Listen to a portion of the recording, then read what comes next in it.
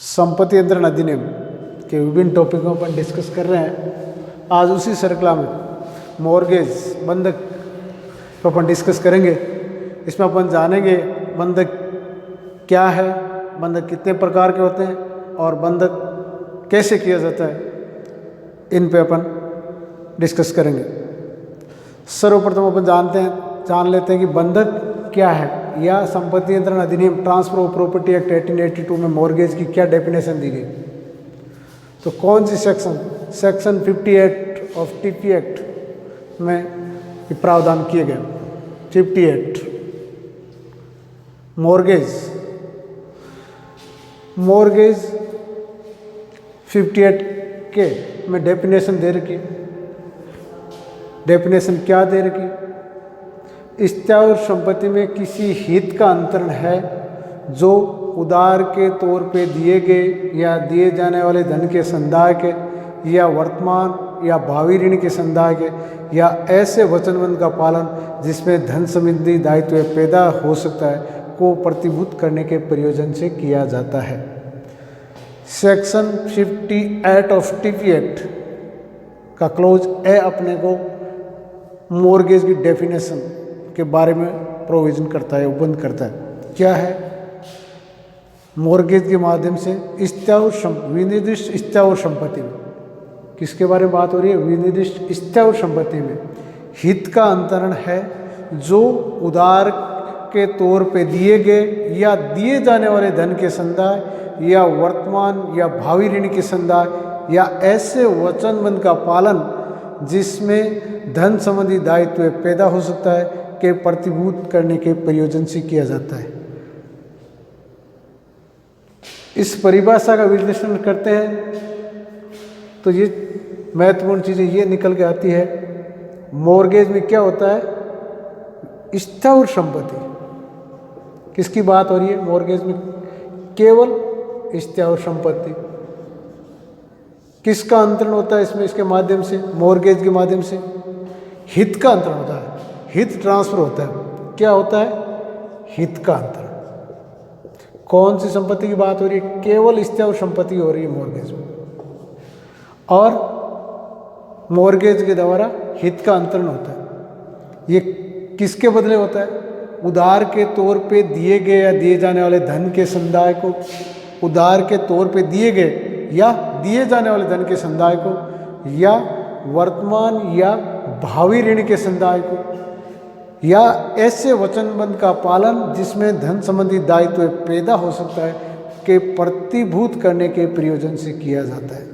Section 58 of TP act के close ए में definition दी गई है, जिसमें मुख्य रूप से देखने वाली बात है यह है मॉर्गेज। मॉर्गेज हमेशा कौन सी संपत्ति का होता है? विनिर्दिष्ट स्थावर संपत्ति का, केवल स्थावर संपत्ति का। और इसके माध्यम से क्या ट्रांसफर होता है? हित ट्रांसफर होता है, हित का अंतरण होता है मॉर्गेज के माध्यम से। किसके लिए होता है? उधार के तौर पे दिए गए या दिए जाने वाले धन के संदाय या वर्तमान या भावी ऋण के संदाय या ऐसे वचनबंध का पालन जिसमें धन संबंधी दायित्व पैदा हो सकता है के प्रतिभूत करने के प्रयोजन से किया जाता है। तो सेक्शन 58 में डेफिनेशन दी रखी है, 58 के क्लोज ए में डेफिनेशन दे रखी है मॉर्गेज की। क्या है? विनिर्दिष्ट संपत्ति में, विनिर्दिष्ट स्थावर संपत्ति में हित का अंतरण है मॉर्गेज, जो उधार के तौर पे दिए गए या दिए जाने वाले धन के संदाय या वर्तमान या भावी ऋण के संदाय या ऐसे वचनबंध का पालन जिसमें धन संबंधी दायित्व पैदा हो सकता है के प्रतिभूत करने के प्रयोजन से किया जाता है। Clear definition? देखने वाली बात, विनिर्दिष्ट स्थावर संपत्ति, किसका अंतरण? हित का अंतरण। किसके बदले? उधार के तौर पे दिए गए या दिए जाने वाले धन के संदाय या वर्तमान या भावी ऋण के संदाय या ऐसे वचनबंध का पालन जिसमें धन संबंधी दायित्व पैदा हो सकता है के प्रतिभूत करने के प्रयोजन से किया जाता है। अब बंधक कितने प्रकार के टीपी में? 6 प्रकार के। सादा बंधक, सशर्त विक्रय द्वारा बंधक, भोग बंधक, अंग्रेजी बंधक, हक विलेख निक्षेप द्वारा बंधक और विलक्षण बंधक। सर्वप्रथम सादा बंधक। सेक्शन 58 के क्लोज बी या खे में सादा बंधक के प्रावधान किए गए। सादा बंधक में क्या होता है? बंधककर्ता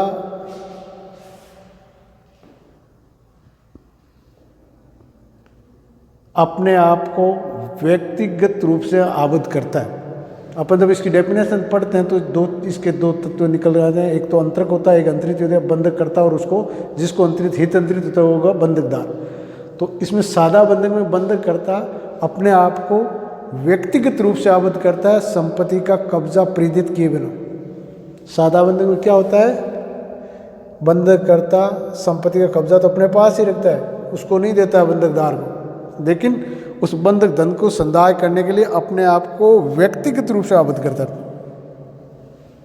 सादा बंधक में बंधककर्ता संपत्ति का कब्जा बंधकदार को प्रेरित किए बिना बंधककर्ता केवल अपने को व्यक्तिगत रूप से आबद्ध करता है बंधक धन के संदाय के लिए, कब्जा बंधककर्ता के पास ही आता है।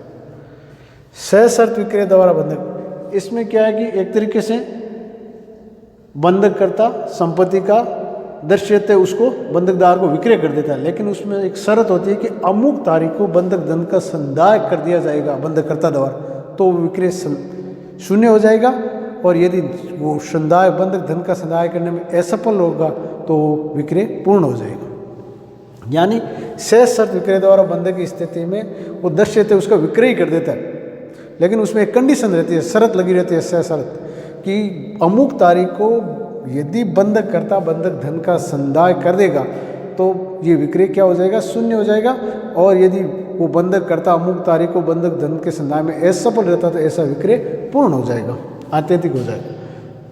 यह बात है सशर्त विक्रय द्वारा बंधक। फिर आता है भोग बंधक में, इसमें क्या करता है, बंधक करता बंधक संपत्ति बंधकदार को सौंप देता है और उसको इस बात के लिए प्रेरित कर देता है कि वो उससे प्राप्त भाटक या लाभ जो भी हो तब तक प्राप्त कर ले जब तक उसका वो बंधक धन सौदे नहीं हो जाता। यानी जब बंधक करता बंधकदार को संपत्ति प्रेरित कर देता है कि वह उससे वह भाटक उस संपत्ति से वो भाटक या लाभ तब तक प्राप्त कर रहे हैं जब तक बंधकदार का बंधक धन सौदे या पूरा प्राप्त नहीं कर लेता।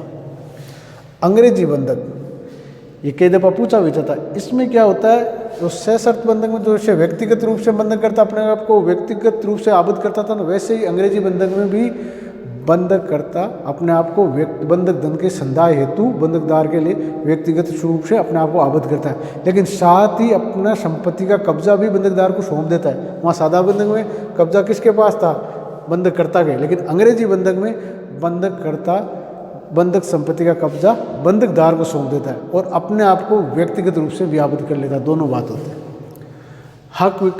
हक विलेख निक्षेप द्वारा बंधक, इसमें क्या होता है, ये मद्रास कलकत्ता और जो राजपत्र में अधिसूचित शहरों में, इसमें क्या होता है कि बंधक करता बंधक के हक के जो दस्तावेज है, टाइटल के डॉक्यूमेंट्स, वो बंधकदार को प्रेरित कर देता है और इनमें किसी भी श्रेणी में नहीं आ रहा है, वो किसमें आएगा, विलेक्षण द्वारा बंधक। क्लियर।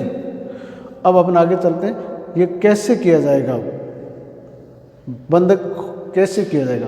अगर यदि मूलधन 100 रुपया 100 रुपये से अधिक का है तो वहाँ बंधक करता द्वारा हस्ताक्षरित और कम से कम 2 साक्ष्यों द्वारा अनुप्रमाणित रजिस्ट्री लिखे द्वारा, यानी जहाँ बंधक धन मूलधन 100 रुपये या उससे अधिक है, 100 रुपये या उससे अधिक है, तो वहाँ बंधक हमेशा बंधककर्ता द्वारा हस्ताक्षरित और कम से कम 2 साक्ष्यों द्वारा अनुप्रमाणित रजिस्ट्री लिख के द्वारा ही किया जा सकेगा। और जहाँ 100 रुपये से कम है वहाँ हस्ताक्षरित और कम से कम 2 साक्ष्यों द्वारा अनुप्रमाणित रजिस्ट्री लिख के द्वारा या संपत्ति के परिधान, दोनों में से किसी भी माध्यम से किया जा सके।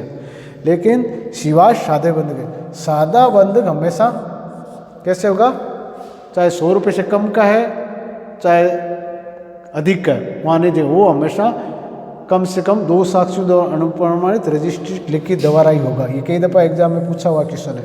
सादा बंधक हमेशा कैसे होगा, चाहे 100 रुपये से कम है मूलधन या अधिक है तो भी किसी भी स्थिति में सादा बंधक हमेशा बंधककर्ता द्वारा हस्ताक्षर और कम से कम 2 साक्ष्यों द्वारा अनुप्रमाणित रजिस्ट्री लिखित द्वारा ही किया जाएगा। थैंक्स।